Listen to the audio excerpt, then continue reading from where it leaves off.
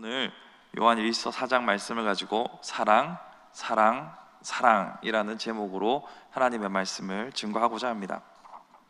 사랑, 그 이름만으로도 설레는 말이죠. 우리가 지금 때가 때인 만큼 사랑이라는 말을 언급하면 누구나 다 연애 감정이나 혹은 연인 간의 사랑을 먼저 생각하시게 될 겁니다. 하지만 오늘은 그런 연애에 대한 이야기는 아니고요, 우리의 사랑, 성도로서 궁극적으로 이웃을 향하여, 형제를 향하여 실천하여야 할 사랑에 대해서 한번 고민해 보고자 합니다. 우리는 모두 많은 고민을 하면서 살아갑니다. 누구나 예외 없이 고민의 종류도 많고, 그 고민의 양도 많고, 그 고민에 투자하는 시간도 많습니다. 여러분은 한 주간 어떤 고민을 하시며 살아왔습니까? 오늘 이 자리에 오시기까지 여러분들은 어떤 고민 속에 파묻혀 지내셨는지요? 이번 주 중에 사업을 하는 아는 형님을 만났는데, 지금 코로나 사태로 인해서 당장 폐업을 신청한 상태, 휴업을 신청한 상태로 정부의 보조금을 기다리고 있다라는 얘기를 하면서 앞으로 10년의 먹거리를 어떻게 잡아야 될지 모르겠다라는 현실적인 고민을 토로하는 것을 들었습니다. 비단 이뿐이겠습니까? 예기치 못한 이 변수로 인해서 많은 어려움들이 있을 거라 생각을 합니다. 교회도 사회도 여지껏 한 번도 경험해보지 못했던 새로운 문제를 직면하고 있기에 모두가 다 고민이 많이 될 수밖에 없는 시점이지요. 저도 나름의 참 많은 고민들이 있었습니다. 아버지로서, 목사로서, 또 나의 미래를 생각하며, 또 내가 해야 할 과업을 생각하며, 저도 나름대로 많은 고민들 속에 파묻혀 지내왔구나라는 생각을 했습니다. 물론 성경은 우리에게 근심하고 염려하지 말라고 말하고 있지만, 누가 그 말씀을 온전히 이행할 수 있을까요? 여러분의 고민들도 참 많이 궁금합니다. 자, 이렇게 고민을 계속해서 고민하다 보니까 고민에 대해서 좀 생각을 하게 되더라고요. 우리가 생각하는 여러 가지 고민들을 이렇게 고민해 보니까 이걸 좀 분류를 할 수 있겠다는 생각이 들었어요. 한 가지로는 본질적인, 존재론적인 고민이 있을 수가 있겠고요, 또 하나로는 실질적인, 기능적인 고민이 있을 수 있겠다라는 생각이 들었어요. 본질적인 그리고 존재론적인 고민이라 함은 존재에 대한 철학적 사고나 혹은 가치관일 수 있겠죠. 여러분이 교회를 오실 때 늘 보게 되시는 나는 누구인가? 나는 어디로 와서 어디로 가고 죽은 후에는 어떻게 될 것인가? 물론 저 양산에서 내려오시는 분들은 안 보일 수 있지만 이쪽에서 걸어오시거나 하는 분들은 다 그 간판을 한 번씩은 보게 됩니다. 근데 그게 참 우리 입장에서는 너무나 당연한 물음과 답이기 때문에 큰 어려움이 없지만 이것에 답을 찾지 못한 사람에게 있어서는 매우 절박한 질문일 수도 있어요. 특히 모태신앙을 가진 분들은 어디로 와서 어디로 가는지가 너무 답이 정해져 있기 때문에 별로 고민하지 않고 이 질문의 무게감을 잘 못 느낍니다. 하지만 여러분 상상을 해보자고요. 어디로 돌아갈지 모르는 상황에서 죽음을 고민한다면 저 질문은 정말 살벌한 질문입니다. 죽음 이후에 아무것도 확정되지 않는 삶이라는 것은 우리의 삶에 두려움을 주는 것이죠. 이런 본질적인 질문들, 고민들이 있을 수 있습니다. 또 하나는 실질적인 혹은 기능적인 고민들이 있죠. 이건 대부분의 고민들로서 어떻게 하지로 끝나는 질문들입니다. 간단하게 말하면 뭐 먹지로부터 시작해서, 여러분 지금 마치고 뭘 먹을지 고민하고 계신 분들 분명히 머릿속에 말풍선이 있다면 몇 개씩 띄워놓고 계실지도 모르겠습니다. 뭘 먹을까는 정말 중요한 일이죠. 또 취업, 결혼, 사람과의 관계, 아니면 지금 썸 타는 썸남 썸녀와 어떻게 이거를 메이드를 할 것인가, 뭐 이렇게 고민하시는 분도 있을 것이고, 우리의 고민은 참 많습니다. 이런 고민들, 이 고민들에 대해서 우리는 기능적인 고민이다, 실질적인 어떡하지? 로 끝나는 그런 고민으로 두 개를 한번 나눠보자고요. 이렇게 고민에 대해서 나눠보면 참 고민 속에 살아간다라는 생각이 듭니다. 우리가 한시도 고민 없이 살아가는 때가 있나요? 물론 이 고민들 속에서 도무지 답이 보이지 않아서 우리는 포기하고 살아갈 때가 많을지도 모릅니다. 우리는 언제나 내일이라는 것을 한 번도 경험해 보지 못했고, 그렇잖아요. 매일매일 우리가 맞이하는 날들은 새로운 날들입니다. 그리고 내일이 예측이 되지 못하죠. 예측을 할 수 있다면 금요일마다 여러분들은 6개의 숫자를 적고 계시겠죠. 해보셨어요? 저는 뭐 이렇게 경품 이런 것도 잘 안 돼서 그런 건 안 합니다. 근데 목사가 또 복권 당첨됐다 그러면 그것도 되게 이상한 일이기 때문에 안 하는데, 사실 우리는 내일이라는 것을 한 번도 경험해 보지 못했고 내일이라는 것에 대해서 확신할 수 없기 때문에 적당한 포기와 막연한 기대감으로 잠자리에 들지요. 사실 우리가 뭐 어떻게 되겠지, 뭐 별거 있겠어, 그냥 오늘과 별 다른 날이 아니겠지 라고 생각하고 대부분 잠이 들어요.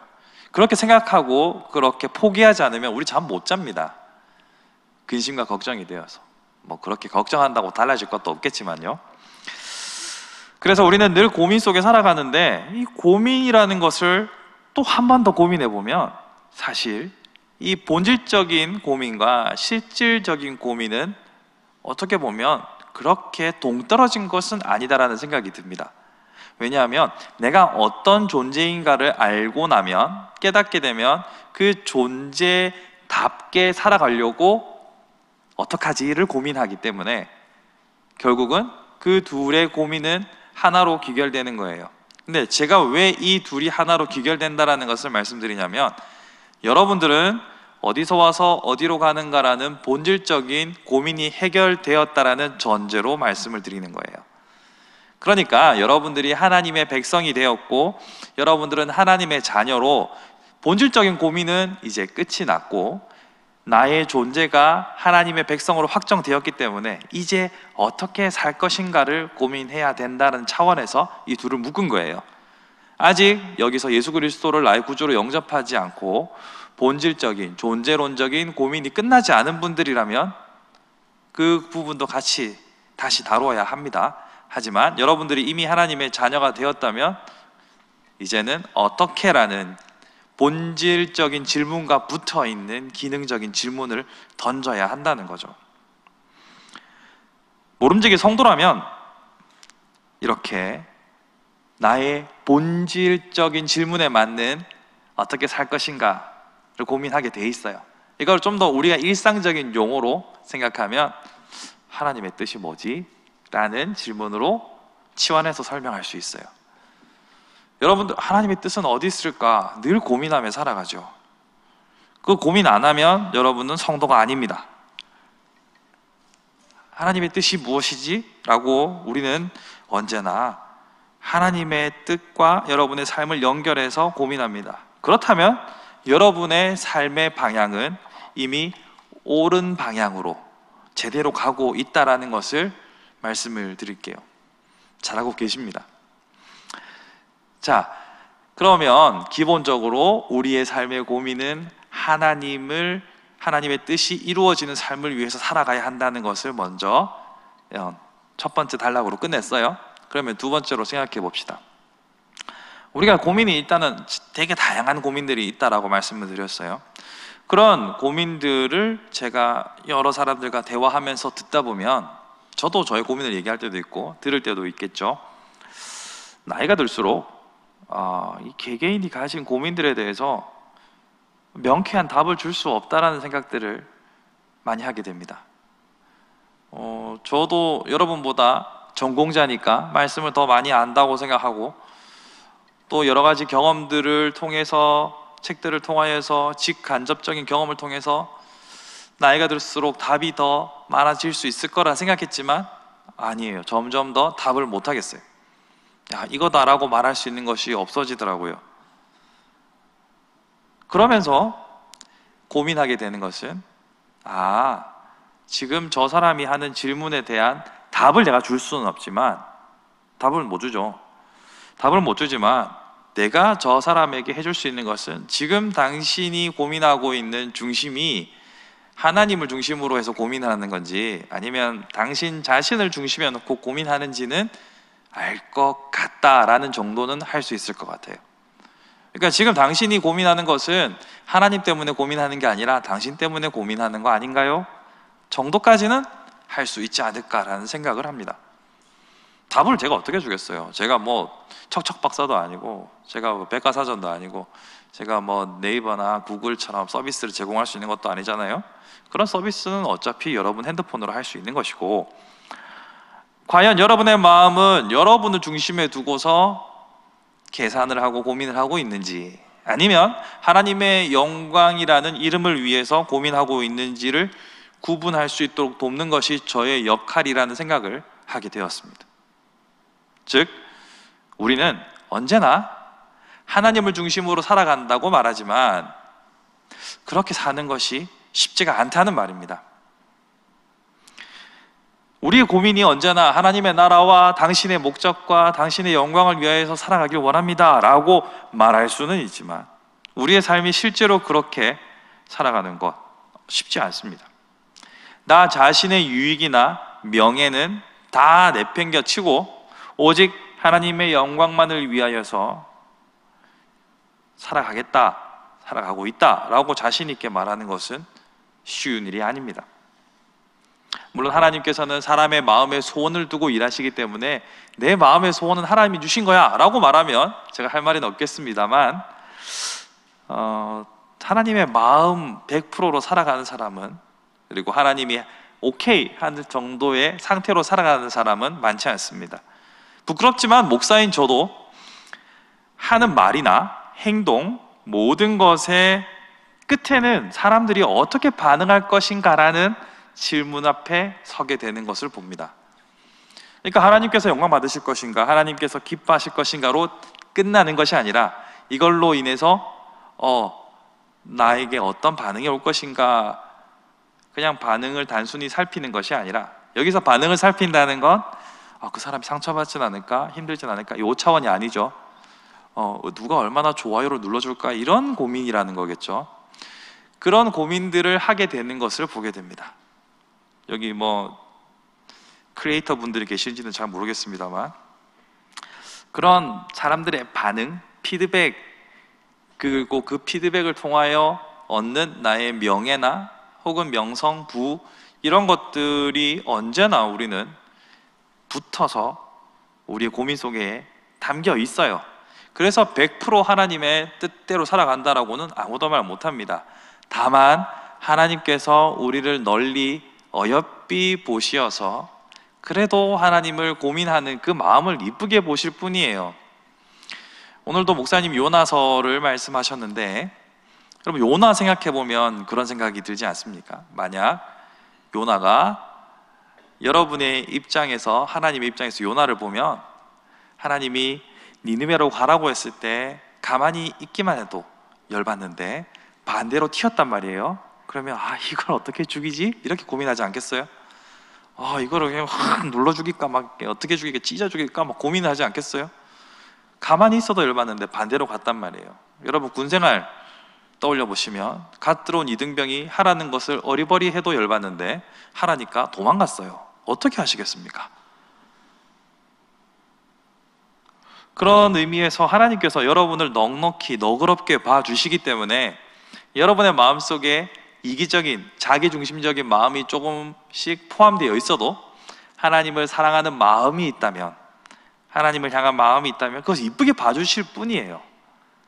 그러므로 우리의 삶 가운데 어떻게 하면 더 하나님을 중심으로 살아갈 수 있을 것인가는 끊임없이 고민해야 합니다. 죽을 때까지. 어쩔 수가 없어요. 내가 이만하면 하나님 보시기에 합당한 삶을 살았다. 더 이상 고민하지 않아도 나는 하나님의 뜻대로 살아가는 사람이다 라고 만족할 만한 수준에 이를 수가 없어요.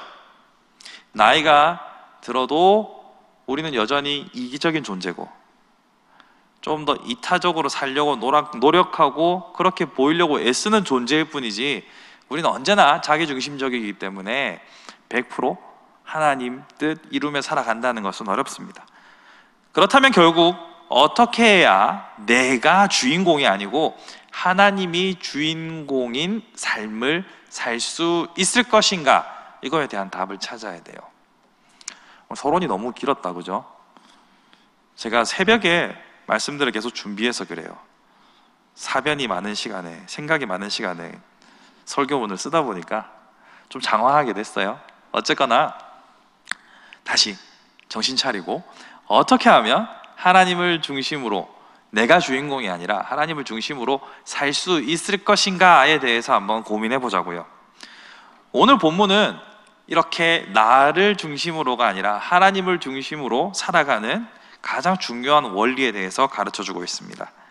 4장 8절을 보시면요, 사랑하지 아니하는 자는 하나님을 알지 못하나니 이는 하나님은 사랑이심이라.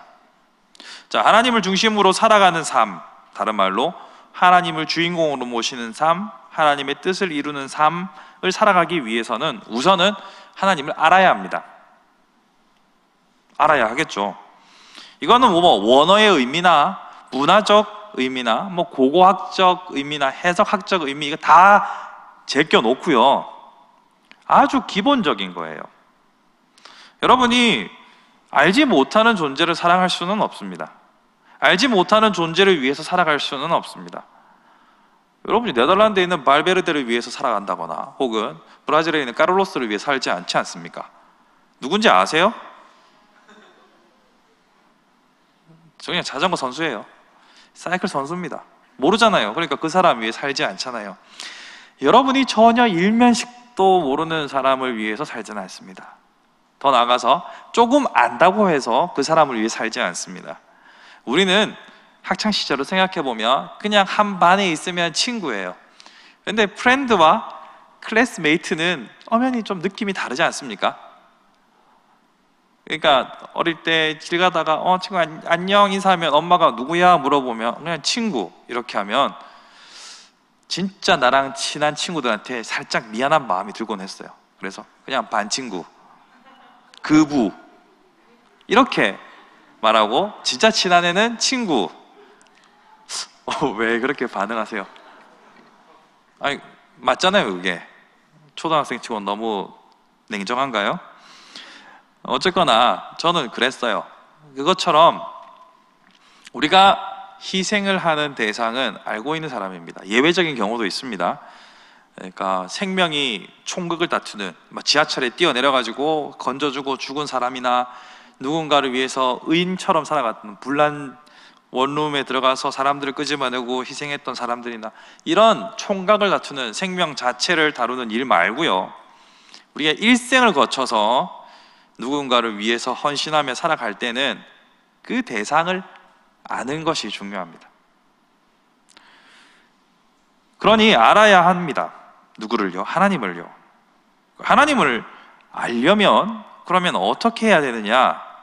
오늘 본문에서는 하나님을 알려면 사랑을 해야 하나님을 알 수 있다고 합니다. 7절에 보시면 우리가 서로 사랑하자. 사랑은 하나님께 속한 것이니 사랑하는 자마다 하나님으로부터 나서 하나님을 알고, 서로 사랑할 때 하나님을 알게 된다는 거예요. 자, 뭔가 우리의 상식과는 조금 다른 이야기입니다. 왜냐하면 하나님을 맨 처음 알려면 제가 끊임없이 설교했던 것처럼 우리의 이성과 지식만으로는 하나님을 알 수가 없어요. 성령 하나님께서 우리에게 눈을 열어주시고 깨닫게 하시고 믿어지게 하는 이성의 도약이 있을 때에만 하나님을 알 수 있어요. 근데 이거는 밑도 끝도 없이 서로 사랑하면 하나님을 안다, 지금까지 우리의 알고 있던 신앙적인 지식과 충돌이 생길 수도 있어요. 하지만 그런 의미가 아니라 일단 여기 편지를 받는 요한 1서로 끝나죠. 편지예요. 편지를 받는 사람들은 기본적으로 성도잖아요. 그러니까 믿음이 이미 있는 자고 하나님을 만난 사람들입니다. 그러니까 이거는 전제로 깔고 여기서 하나님을 안다는 것은 거기서 더 나아가서 더 깊이 하나님을 안다는 의미예요. 그러니까 처음 신앙을 고백하는 낮은 수준의 알매서 더 깊은 알무로 나가기 위해서는 서로 사랑하는 수밖에 없다고 말하고 있는 겁니다. 반대로 말하면 우리가 서로 사랑하지 않으면 하나님을 알 수 없다라는 거죠. 그래서 오늘 본문에서도 하나님을 사랑하노라 하고 그 형제를 미워하면 거짓말하는 자라고 하나님을 사랑할 수 없다라고 말하고 있죠.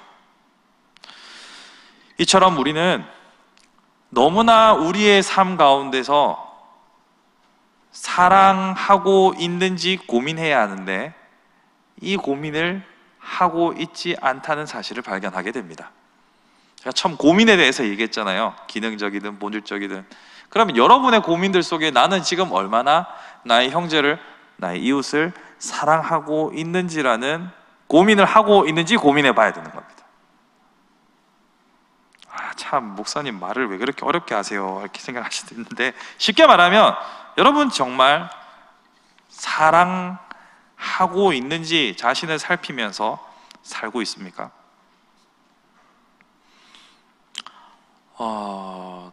제가 이번 주에 고민했던 결론이 바로 그겁니다. 앞으로의 10년을 고민하는 형님을 보면서 나도 10년을 고민해보고 나의 10년을 여러 가지 고민들을 해보는데 마지막에 저의 머리를, 저의 뒤통수를 강하게 때리는 질문은 나는 지금 어떻게 사랑을 하고 있나? 나는 정말 성도들을, 그리고 나의 이웃들을, 나의 친지들을 뜨겁게 사랑하고 있는가라는 질문으로 결국 귀결되었어요. 그래서 여러분에게도 동일한 질문을 던지는 겁니다. 여러분들은 지금 뜨겁게 사랑하고 있습니까? 제가 예전에 연탄재 한번 띄운 적 있죠. 연탄재 함부로 발로 차지 마라. 너는 누군가를 위해 그렇게 뜨거웠던 적이 있었던가? 그 시, 검색해 보세요. 연탄재. 여러분들은 지금 여전히 뜨거운 사람입니까? 이런 질문을 한번 해보실 필요가 있어요. 방송실 혹시 시간이 되면 연탄재 한번 띄워보실래요? 일러스트랑 시랑 같이 있는 게 있어요. 네, 나중에 뜨면 띄워주세요. 어쨌거나 저의 고민의 끝에 내린 결론은 사랑하고 있는가였습니다. 자, 그러면 죄송합니다. 사랑이, 그러면 내가 사랑을 통해서 계속 하나님을 알아야 하는 이유는 또 뭔가라는 질문을 또 할 수밖에 없어요. 왜 우리는 계속 알아야 하고 왜 더 깊이 알아야 하는가? 자, 여러분, 연애나 부부의 삶을 생각해 보면 많이들 싸웁니다. 왜들 그렇게 싸울까요? 사랑해서 싸울까요? 싸우는 이유는 서로 잘 몰라서 싸웁니다. 오래 부부로 살았으면 알 것 같은데 모른다고 하니 다 조금은 무슨 말인가 싶기도 하실 거예요. 근데 사실 잘 안다고 생각하지만 잘 아는 게 아니라 잘 안다고 착각하는 거예요. 그러니까 싸우는 건 내 맘 몰라주니까 싸우는 거잖아요. 내 생각 같지 않으니까 싸우는 거예요. 근데 서로는 안다고 생각을 합니다. 그러니까 계속 싸울 수밖에요. 내 마음을 쏙 이해하면은 내가 뭐에 열받고 뭐를 싫어하는지 알기 때문에 안 합니다. 근데 안다고 생각하니까 싸우는 거예요. 사람의 관계도 이래요. 알면 알수록 관계가 더욱더 깊어지는 거예요. 제가 아까 그부랑 친구랑, 반친구랑 친구를 구분할 때 그 차이가 뭘까요? 저랑 짝지를 했거나 매일 같이 등하교를 하거나 서로의 삶에 대해서 아는 애들은 친구라고 할 수 있어요.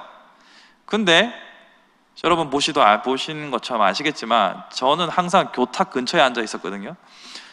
키가 그래서 제가 쓰레기통 옆에 있는 친구랑 알아봐야 얼마나 알겠습니까? 뭐 물론 같이 지내는 시간이 있다면 좀 알겠지만 그거예요. 우리가 하나님을 제대로 알지 못하면 하나님을 사랑한다고 말할 수가 없습니다.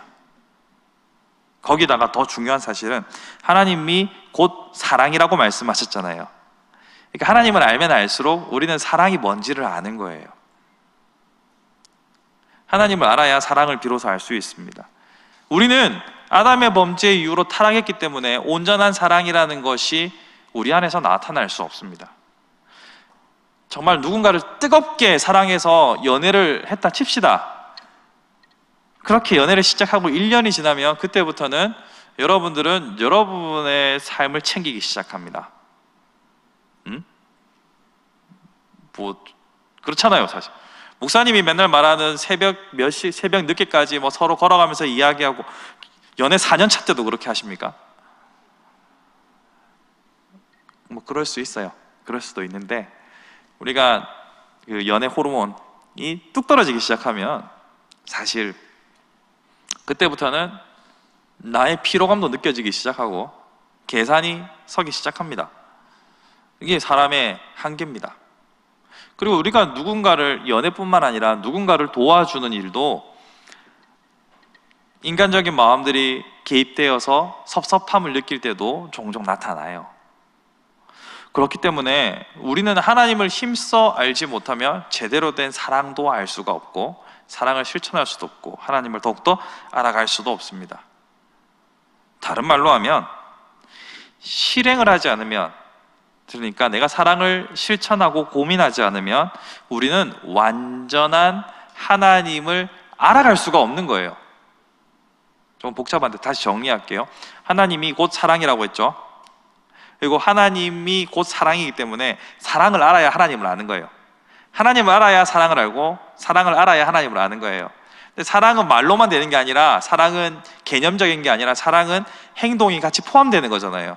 사랑을 해봐야 사랑을 알고 그래야 하나님을 아는 거예요. 하나님을 알아야 사랑에 대해서 알고 이 사랑을 실천할 수 있는 거예요.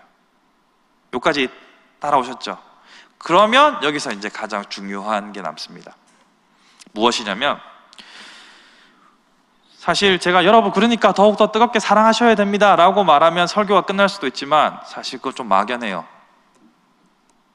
막연하고 사랑을 실천하는 그 개별의 사건의 행동 방식을 다 설명할 수도 없습니다. 그리고 가장 궁극적으로 우리는 타락했기 때문에 여러분이 완전한 사랑을 실현하는 것은 불가능에 가깝습니다. 그러면 해결책이 뭐냐? 하나님이랑 친하게 지내셔야 돼요. 너무 표현이 속되지만 이보다 더 좋은 표현이 뭐가 있겠습니까? 가까이 친하게 지내셔야 사랑할 수 있습니다. 그러니까 이 사랑을 가능하게 만드는 동력이 내 안에서 나온다고 착각하니까 우리는 금세 지쳐버리고 사랑이 우리의 삶에서 상실되는 거예요. 내가 더 사랑해야지. 물론 그런 마음도 중요합니다. 나왔네요. 근데 제가 안 보여요. 됐어요? 이런 게 있어요. 글자 보이시죠? 10초 드릴게요. 잠깐. 네. 안도현 씨, 연탄지 함부로 발로 차지 마라. 너는 누군가에게 한 번이라도 뜨거운 사람이었느냐. 저 정말 가슴이 뛰는 글귀였어요. 부끄럽기도 했고. 그러니 다시 돌아와서 여러분이 하나님을 뜨겁게 만나고 하나님과 교제하는 가운데 하나님이 어떤 분인지 알면 사랑이 생기는 거예요. 이웃을 그때 사랑의 마음으로 볼 수 있게 되는 거예요. 그러면 이걸 우리의 현실로 가져와 보자고요. 우리가 하나님을 뜨겁게 만나지 않고 여러분에게 주어진 삶을 기능적으로만, 습관적으로만 살아가다 보면 인간관계가 건조해져요. 그것이 심지어 교회 아니라 할지라도. 우리가 만약 하나님으로 향하여서 뜨거운 마음을, 하나님 향해 달려가면서 뜨거운 마음을 얻었다면 우리는 정말 자연스럽고 순수한 상태의 마음으로 사랑할 수 있게 돼요. 근데 하나님과의 만남과 하나님과의 아무런 교제 없이 내가 내 역할로 사랑하려고 하면, 난 성도니까, 나는 셀장이니까, 난 부셀이니까, 나는 교회에서 맡은 자리가 있으니까 억지로 사랑하려고 하면 힘이 듭니다. 힘이 들어요. 내 마음이 가지 않는데 웃어줘야 되고, 내 마음이 가지 않는데 헌신해줘야 되고, 내 마음이 가지 않는데 지갑을 열어야 한다. 그것만큼 괴로운 게 어디 있습니까? 근데 안 하자니 또 체면이 상하고, 안 하자니 비난이 두렵고, 하자니 열받고, 이것만큼 괴로운 게 없습니다. 그러니 하나님이고 사랑이고, 사랑하는 것이 하나님을 아는 것이기 때문에 먼저 여러분들은 하나님을 더욱더 깊이 묵상하고 만나고, 하나님으로부터 나오는 사랑이 내 안에서 나타날 수 있도록, 내가 하나님을 좀 닮아갈 수 있도록, 예수님의 마음을 닮아갈 수 있도록 간구하는 삶을 구해야 합니다. 동시에 실천으로 옮겨야 합니다. 선후 관계가 서로 얽혀 있어서 뭐가 먼저고 뭐가 나중이다라고 선명하게 말씀드리긴 어렵습니다. 그러니까 하나님을 뜨겁게 사랑하다 보면 이웃도 사랑하게 되는 거고, 이웃을 사랑하다 보면 하나님의 마음 이것이구나 알게 돼요. 이 두 가지는 매우 미묘하고 복잡하게 섞여 있습니다. 그렇지만 여러분 안에 은혜가 충만하다면 내가 받은 그 은혜가 감사해서 사랑하는 것이 쉬워질 수 있다는 것을 말씀드려요. 그러니 하나님을 더욱더 가까이 하기에 힘쓰는 것이 사랑이 실현 가능하게 하는 것이라는 것을 기억하십시오. 또한 하나님과의 교제가 조금 소원하고 난 침체기가 왔다 싶을 때는 이웃을 향하여 여러분이 할 수 있는 최선의 헌신을 다해 보십시오. 그것이 하나님의 사랑을 깨닫게 하는 통로가 되어질 수 있습니다. 그러니까 이 두 가지 방편을 다 붙잡고 계셔야 우리는 하나님의 사람으로 온전히 사랑하며 살아갈 수 있는 겁니다. 우리의 삶 가운데서 많은 변수들이 우리를 침체되게 만들어요. 그 변수들은 말로 다 할 수가 없습니다. 나는 잘하고 싶었는데 외부적인 환경이 나를 괴롭게 하는 경우도 있고, 외부적으로는 별 문제가 없는데 내 마음이 식어서 안 될 때도 있어요. 그럴 때마다 이 말씀을 잘 기억하셔서, 만약 하나님께 더욱더 내가 더 큰 은혜를 받아서 좀 뜨거운 마음으로 살아가고자 한다면 하나님 앞에 더욱더 몸부림치시는, 하나님을 개인적으로 만나는 골방을 더욱더 찾으시고, 만약 내가 머리로는, 가슴으로는 하나님을 알고 있지만 실천이 없다라고 한다면 자신을 돌아보아 어떻게 더 형제를, 이웃을 사랑할 수 있을 것인가 몸부림쳐 보십시오. 이 두 개가 여러분의 삶 가운데 병행하여 작동한다면 여러분들은 더욱더 하나님 앞에 칭찬받는 큰 인물들이 될 것이라 생각합니다. 그러므로 우리는 우리의 삶의 방향이 과연 어디를 향해 있는지, 다른 말로 우리의 주인이 나인지 하나님인지 고민해 볼 수 있어야 합니다. 하나님을 안다면 그분의 본질이 사랑이므로 사랑하는 사람이 될 수가 있고요, 더 깊은 관계로 나갈 수 있습니다. 또한 그분이 원하시는 방식으로 살아가다 보면 그분이 어떤 마음을 가지셨는지를 알게 되는 겁니다. 부모가 되고 나서 부모의 마음을 안다는 말을 많이 들으셨을 겁니다.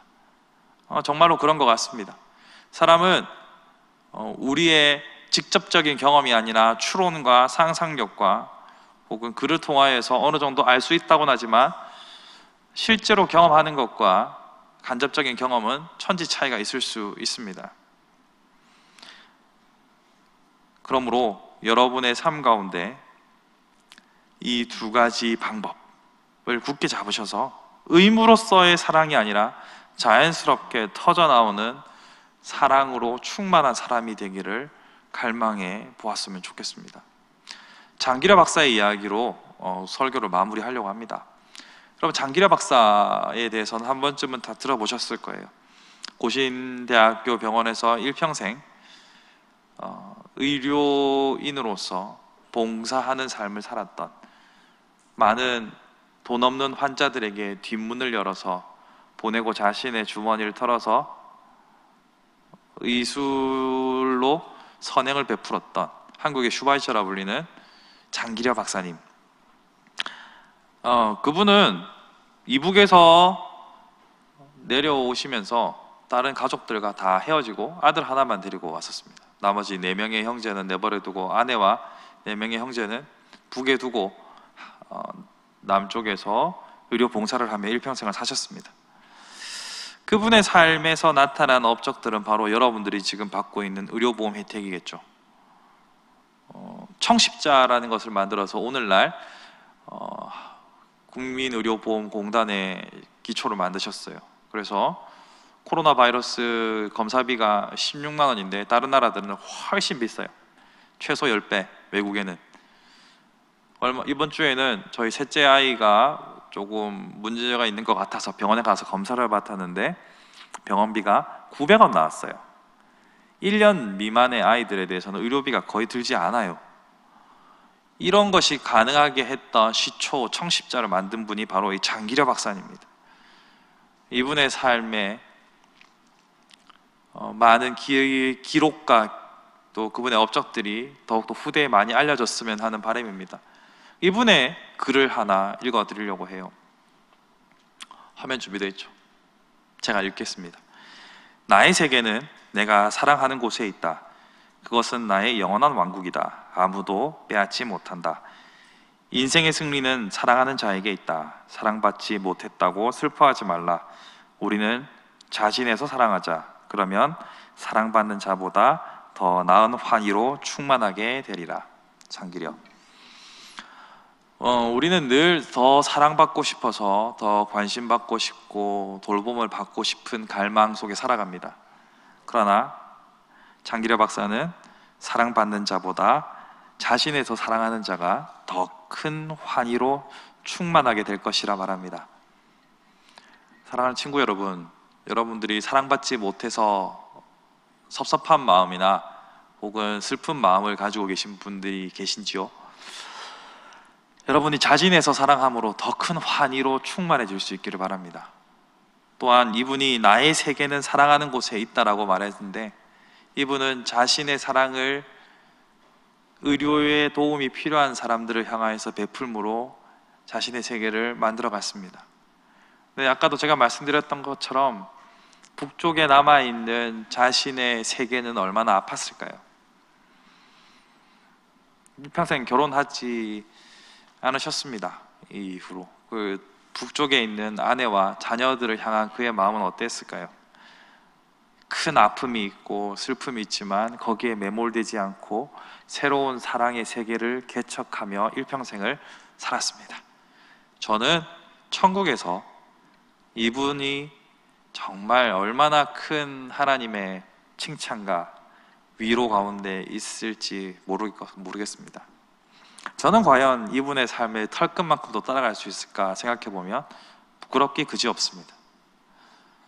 사랑하는 친구 여러분, 우리가 이러한 분량에 이르지 못한다 할지라도 이분의 삶을 기억하며 하나님께서 우리의 신앙의 선배의 발자취를 보여주신 대로 사랑받는 자보다 자진하여 사랑하여 더 큰 환희로 충만한 우리의 삶이 되기를 바랍니다. 이 환희는 무엇입니까? 바로 하나님을 더욱더 깊이 알므로 인해 생기는 환희일 수도 있습니다. 하나님을 누구보다 친밀하게 알아갈 때 누리는 그 기쁨과 감격이 여러분의 삶에 충만하길 원합니다.